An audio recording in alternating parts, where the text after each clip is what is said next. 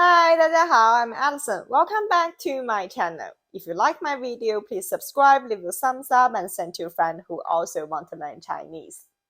For this video, I will read it twice. The first time, I will read it very slowly, and then I will repeat it with normal speed. If you feel that you can understand everything in the first part, you can challenge yourself and listen to the fast version. And don't forget to check out the description below. There I have the material and the flashcard for this story. Are you ready for the listening practice?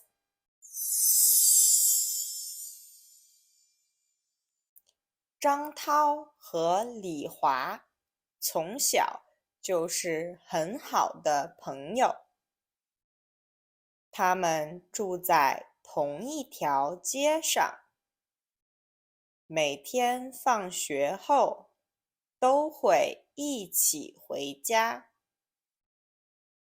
他们一起上学，一起吃饭，一起做作业，还会一起踢足球和玩游戏。他们的家人的关系也很好，经常两家人一起去度假。有一次，李华生病了，不能去上学。张涛很担心他，所以每天放学后都会去李华家看他，每次都会给他带一些水果和零食。张涛还每天帮李华把笔记和作业带回家。但是李华不太想写作业，只想休息。李华很聪明，但是张涛每次考试都比李华考得好。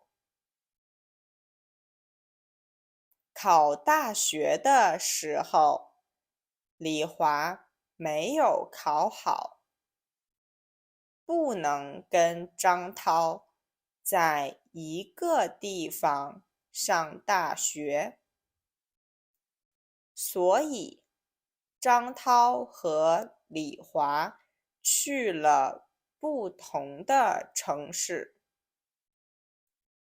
虽然他们不能像以前那样每天在一起，但是他们还是好朋友。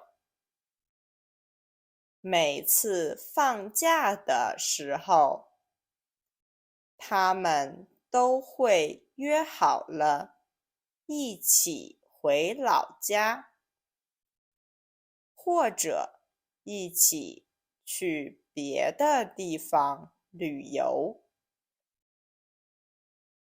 虽然长大以后，他们也认识了很多新朋友，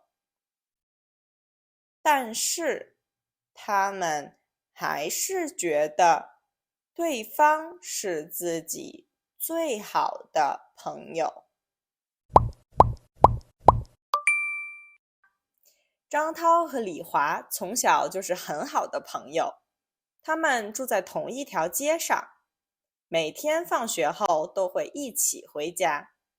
他们一起上学，一起吃饭，一起做作业，还会一起踢足球和玩游戏。他们的家人的关系也非常好，经常两家人一起去度假。有一次，李华生病了，不能去上学。张涛很担心他，所以每天放学后都会去李华家看他，每次都会给他带一些水果和零食。张涛还每天帮李华把笔记和作业带回家，但是李华不太想写作业，只想休息。李华很聪明，但是张涛每次考试都比李华考得好。考大学的时候，李华没有考好，不能跟张涛在一个地方上大学，所以张涛和李华去了不同的城市。虽然他们不能像以前那样每天在一起，但是他们还是好朋友。每次放假的时候，他们都会约好了一起回老家，或者一起去别的地方旅游。虽然长大以后，他们也认识了很多新朋友，但是他们还是觉得对方是自己最好的朋友。